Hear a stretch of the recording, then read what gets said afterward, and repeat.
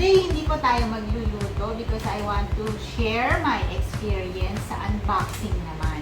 I want to share my experience in unboxing this giant package. Isa po ako sa mga nagbudol ng 11-11. Nakabili po tayo ng nauuso ngayon na Cordless Stick Vacuum. So, before na mag-unbox tayo, I would just want to say thank you po sa mga 5,300 subscribers po ng channel ko. Sa mga hindi po nakapag-subscribe, please help support my channel. Okay? So, let's start. Siyempre, una, galing natin ang tubig. Ito na.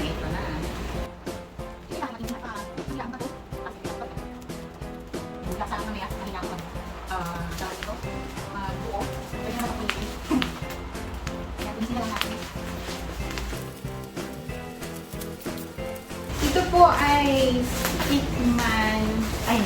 Cordless Stick Vacuum. Yung brand na uso ngayon ay Dyson. Bumili po tayo ng ibang brand. Siyempre, ang Dyson at mahal kasi. So, nasa around 40 to 50,000 yata siya. Bumili ako ng ibang brand. Nabili ko lang to ng 14,600. With discount na po yun. Ang original price niya ay parang nasa 19,900. Parang ganun. So, pagkasensya niyo po ako. Sabi ko nga, first unboxing na. Hindi talaga ako nag-unbox. Salamat naman sa nag-sponsor sa akin ito. Ito na daw ang regalo ko. Hanggang Pasko, hanggang New Year, hanggang birthday. Ayan. Ayan po. Sakto lang. Wait. Oh, wait.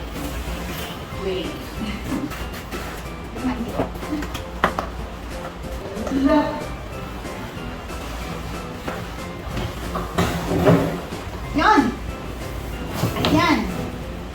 Ang pangalan ay, paano babasahin to? Dreame Cordless Vacuum T30. Okay? Simulan natin. Maayos naman ang packaging niya. Ayan. Maayos. Ayan.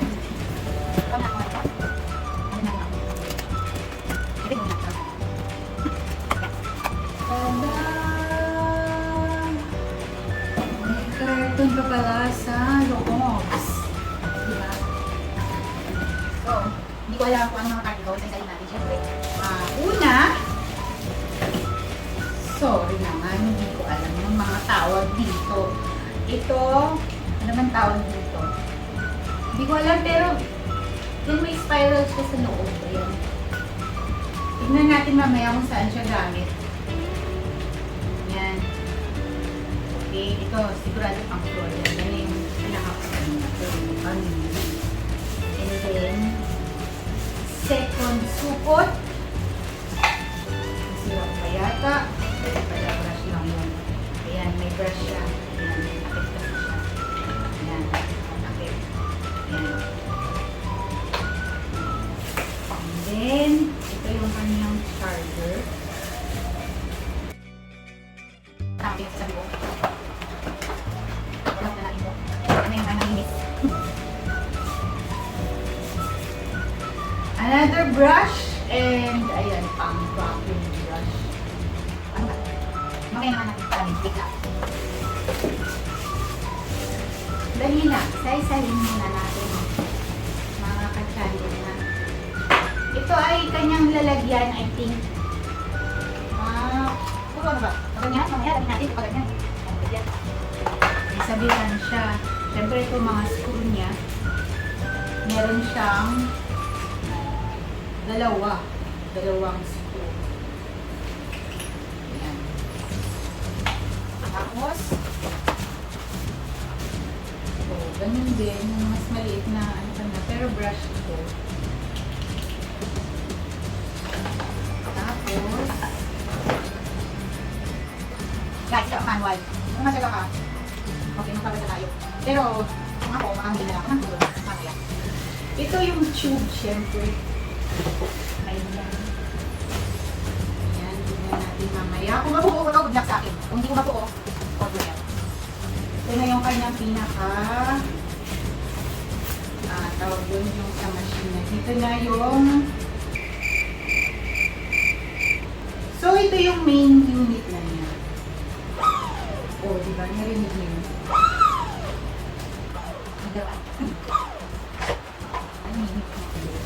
Meron pa ba? Meron pa.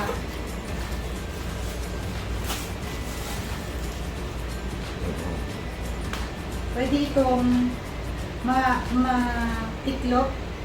Pero parang natatakot ako mag-tiklop. Yun! Meron pala siyang dito guys. Ewan ko kung nakikita niyo. May pindutan pa. Ayan. So, pwede siyang i-bend.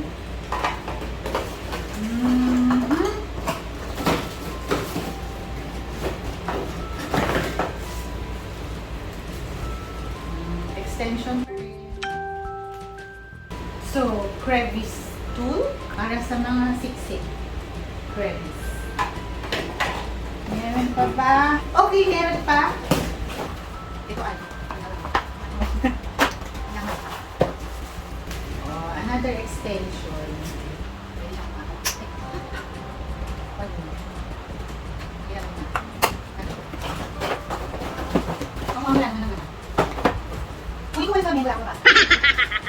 So, susubukan natin buuin. Okay? So, tignan natin kung paano gamitin. Ito yung kanyang main unit. Ayan. Dito makikita, meron siyang meron siyang 4 na settings. Yan yung auto. Ito yung echo. Top, medium, and turbo. Okay, tapos makikita rin kung ilan na lang yung battery life niya. Makikita dyan. And then, kapag gagamitin mo, pwede rin siyang nakalock para hindi mo siya laging buhat-buhat.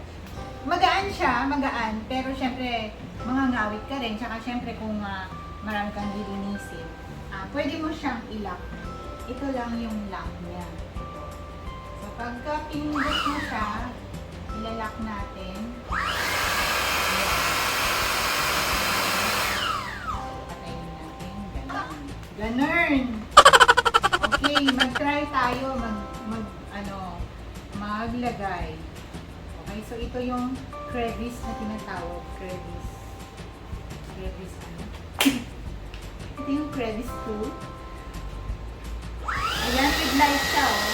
Kasi pang singit-singit to eh, pang sa mga sulok-sulok. So, meron siyang ilaw dito para makita mo yung mga sulok-sulok.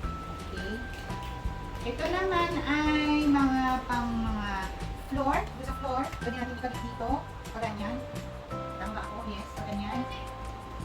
Nakakatakot kasi makasira. Ayan. Ang floor. Okay? Ito yung kanyang extension.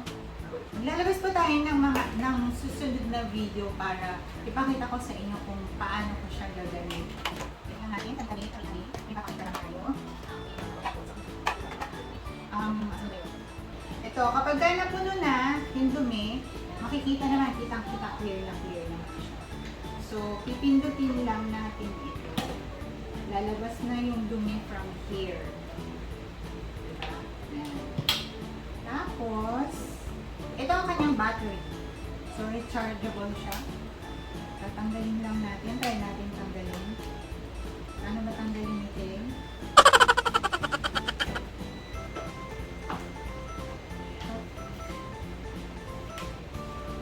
Yun pala yun. Mali. Ang tinanggal ko. Ang tinanggal ko ay yung kanyang lagayan ng dumi. Ang tinatanggal natin ay yung battery. Saan ba hinahatak? Ayan. Hindi lang. Yun! Parang bari lang siya. So, ito yun. Charge lang. Doon sa lagayan niya, doon na rin siya i-charge. Ito yung lagayan niya. Nga pala, washable yung ano nito, yung mga filter niya. Try ko nga, matatanggal ko. Ito. Filter. Ito. Washable siya. Ito yung second filter sa baba. Ayan.